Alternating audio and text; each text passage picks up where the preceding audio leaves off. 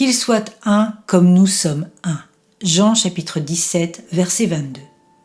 La personnalité est cet élément original, unique, échappant à tout calcul et qui nous distingue chacun de tous les autres. Les limites de notre personnalité s'éloignent sans cesse. Aussi ne pouvons-nous la saisir.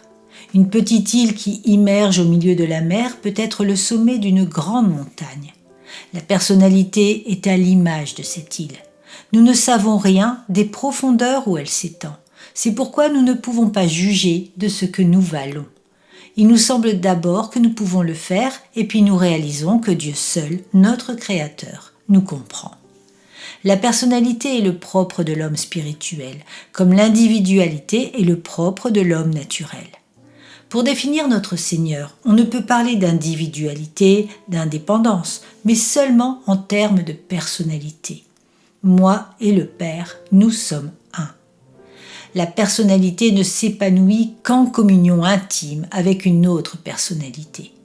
Lorsque l'amour ou l'Esprit de Dieu saisit un homme, il est transformé et il ne se préoccupe plus de son individualité. Le Seigneur n'a jamais pris en considération l'individualité de l'homme, son individualisme égoïste. C'était la personne qu'il avait en vue. Qu'il soit un comme nous sommes un.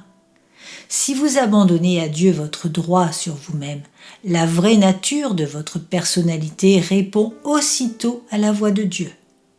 Jésus-Christ a franchi la personnalité et l'individualité est transfigurée. Ce qui la transfigure, c'est l'amour et la communion personnelle avec Jésus. L'amour est la fusion de deux personnalités.